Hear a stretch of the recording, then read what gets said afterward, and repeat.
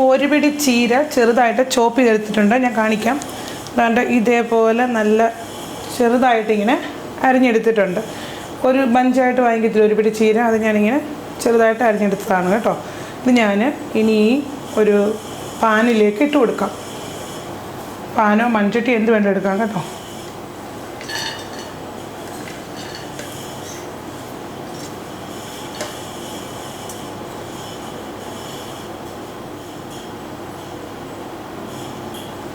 അപ്പോൾ ഇതിലേക്ക് കുറച്ച് ഉപ്പ് ചേർക്കുവാണ് കേട്ടോ. ഉപ്പ് നീരാണ് ചേർക്കുന്നത്. എന്നിട്ട് ഇത് നമുക്കൊന്ന് അവിച്ചെടുക്കണം. അതായത് കണ്ടമാനം വെന്തലുത്തു പോകേണ്ട, ഒരു ഹാഫ് കുക്ക് ആവണം കേട്ടോ.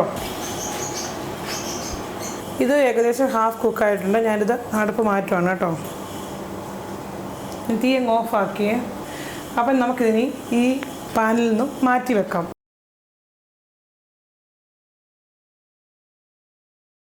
അപ്പം ഞാൻ അതേ പാൻ തന്നെ വീണ്ടും തീ ഓണാക്കി ചൂടാക്കാൻ വെച്ചിട്ടുണ്ട്. ഇതിലേക്ക് ലേശം വെളിച്ചെണ്ണ ഒഴിച്ചു കൊടുക്കാം. എണ്ണ ചൂടാകുമ്പോൾ 1/2 ടേബിൾ സ്പൂൺ പെരുംജീരകം അതും കൂടെ ഇട്ട് കൊടുക്കാം. വലിയ ജീരകമാണ്.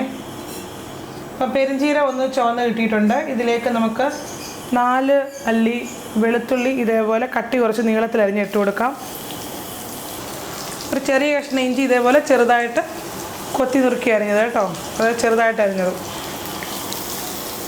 ഒരു തണ്ട് കറിവേപ്പില, എരിവിനാവശ്യമായിട്ട് 3 പച്ചമുളക് ചെറുതായിട്ട് അരിഞ്ഞത്.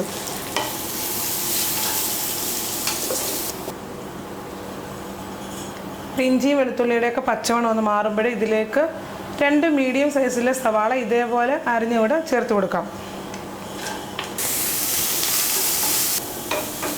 ഈ സവാള നല്ലതുപോലെ വഴറ്റിയെടുക്കണം കേട്ടോ. നല്ലതുപോലെ വഴറ്റണം. ബ്രൗൺ ഒന്നും ആവണ്ട, നല്ലതുപോലെ വാടിയാൽ മതി. അപ്പോൾ സവാള നല്ലതുപോലെ വഴണ്ട് നല്ലൊരു പരുവായിട്ടുണ്ട് കേട്ടോ. ഇനി ഇതിലേക്ക് ഒരു ചെറിയ തക്കാളി ഇതേപോലെ അരിഞ്ഞുകൂടെ ചേർത്ത് കൊടുക്കാം കേട്ടോ. ചെറിയ ഒരെണ്ണം മതി. തക്കാളിയും നല്ലതുപോലെ വഴണ്ട് സോഫ്റ്റ് ആവണേ, അതുവരെ നമുക്ക് വഴറ്റിയെടുക്കാം. തീയൊന്നും ഒരുപാട് കൂട്ടി വെക്കാതെ വേണം വഴറ്റിയെടുക്കാൻ. ഏകദേശം ഇത് നല്ലതുപോലെ സോഫ്റ്റ് ആയിട്ടുണ്ട് കേട്ടോ. ഇനി ഞാനിവിടെ തീ ഓഫ് ആക്കുവാണ്. അപ്പോൾ തീ ഓഫാക്കി കഴിഞ്ഞിട്ട് ഇത് കുറച്ച് ചൂടാറണം കേട്ടോ. ചൂടാറിയിട്ട് നമുക്കിതിൽ പകുതി എടുത്തിട്ട് അരയ്ക്കണം. അപ്പോൾ തണുത്തിട്ട് ഇത് ഞാൻ അരച്ചെടുത്തിട്ടുണ്ട്. ഞാൻ വീണ്ടും തീ ഓണാക്കി കേട്ടോ. അപ്പോൾ അരച്ചത് ഇതിലേക്ക് ചേർത്ത് കൊടുക്കാൻ പോവാണ്. കണ്ട് ഇതാണ് അരച്ചെടുത്തേക്കുന്നത് കേട്ടോ.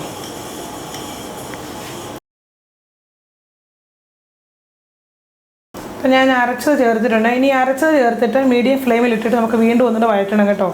ഇനി ഇതിലേക്ക് നമുക്ക് കുറച്ച് മസാല ചേർത്ത് കൊടുക്കാം. 1/4 ടീസ്പൂൺ മഞ്ഞൾപ്പൊടി,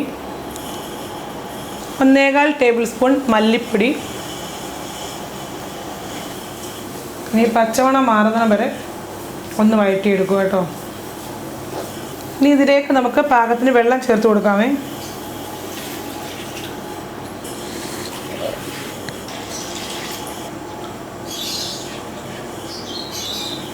ഇനി ഇതിലേക്ക് പാകത്തിന് ഉപ്പ് ചേർത്ത് കൊടുക്കാം.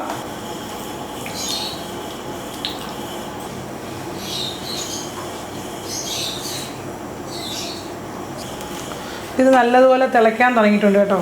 അപ്പോൾ തിളയ്ക്കാൻ തുടങ്ങിയ സമയത്ത് നമുക്കിതിലേക്ക് തേങ്ങ അരച്ച് ചേർത്ത് കൊടുക്കണം. അതായത് ഏകദേശം ഒരു കൈപ്പിടി, നല്ല ഒരു കൈപ്പിടി തേങ്ങ, കുറച്ച് വെള്ളം ചേർത്തിട്ട്, വേറൊന്നും ചേർത്തില്ല, വെള്ളം മാത്രം ചേർത്ത്, ജീരകം ഒന്നും ചേർക്കാതെ നല്ലതുപോലെ സോഫ്റ്റായിട്ട് അരച്ചെടുത്ത് ഞാൻ ചേർക്കാൻ പോവാണ് കേട്ടോ.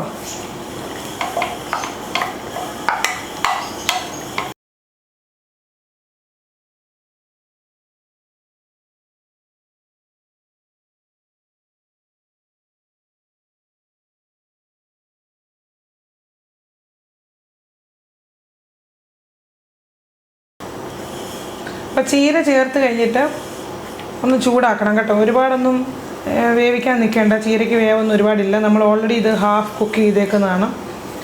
കുറച്ചും കൂടെ ഒരു ഉപ്പ് നീര് ചേർക്കുവാണ്. ഇനി നമുക്കിത് ഓഫാക്കാമേ. ഈ കറിക്ക് ഒരുപാടങ്ങ് ഒത്തിരി ഗ്രേവി വേണ്ട. ഇതേപോലെ ഒരു ചെറിയ കുറുകിയ രീതിയിലുള്ള ഗ്രേവിയാണ് നല്ലത് കേട്ടോ. എന്നാലും ആ കഴിക്കാൻ ആ ടേസ്റ്റ് കിട്ടത്തുള്ളേ. ഇനി നമുക്കിത് മാറ്റി വെച്ചിട്ട് ഇതിലേക്ക് നമുക്ക് കുറച്ച് കടുക് താളിച്ച് ചേർക്കണം. അപ്പം കടുക് താളിക്കാനായിട്ട് ഞാനിവിടെ ഒരു പാൻ വെച്ചിട്ടുണ്ട്. ഇതിലേക്ക് കുറച്ച് വെളിച്ചെണ്ണ ഒഴിച്ചു കൊടുക്കാം. 1/2 ടീസ്പൂൺ കടുക്, 2 വറ്റൽമുളക് ഒന്ന് മുറിച്ചിട്ട് കൊടുക്കാം, ഒരു തണ്ട് കറിവേപ്പില, ഒരു 3 കൊച്ചുള്ളി ഇതേപോലെ വട്ടത്തിൽ ചെറുതായിട്ട് അരിഞ്ഞത്. തീ ഓഫാക്കിയതിന് ശേഷം ഇതിലേക്ക് ഒരു 1/4 ടീസ്പൂൺ കാശ്മീരി മുളക് പൊടി ചേർത്ത് കൊടുക്കാം കേട്ടോ. ഇനി നമുക്ക് കറിയിലേക്ക് ചേർത്ത് കൊടുക്കാം.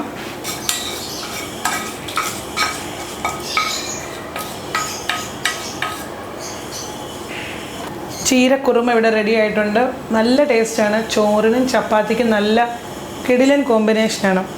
ഇപ്പോൾ നമുക്കിപ്പോൾ നോൺ വെജ് ഒന്നും കഴിക്കാൻ പറ്റാത്തപ്പോഴോ അല്ലെങ്കിൽ നോൺ വെജ് ഇല്ലാത്തപ്പോഴൊക്കെ ഒരു നോൺ വെജിൻ്റെ ഫീലും വരും കേട്ടോ ഇത് കഴിക്കുമ്പോൾ.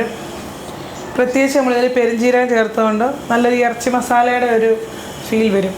അപ്പം നല്ലൊരു കറിയാണ്. നിങ്ങളിത് തയ്യാറാക്കി നോക്കണം.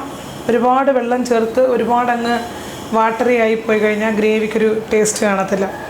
ഉണ്ടാക്കി വെച്ചിട്ട് ഒരു 5 മിനിറ്റ് നേരം കഴിഞ്ഞിട്ട് നിങ്ങൾക്ക് ഉപയോഗിക്കാം കേട്ടോ. അപ്പോൾ ഈ വീഡിയോ നിങ്ങൾക്ക് ഇഷ്ടമായെങ്കിൽ വീഡിയോയുടെ താഴെ കമൻറ്റ് ചെയ്യാൻ മറക്കരുത്. വീണ്ടും നല്ലൊരു വീഡിയോയുമായിട്ട് കാണുന്നവരെ എല്ലാ കൂട്ടുകാർക്കും നന്ദി, നമസ്കാരം.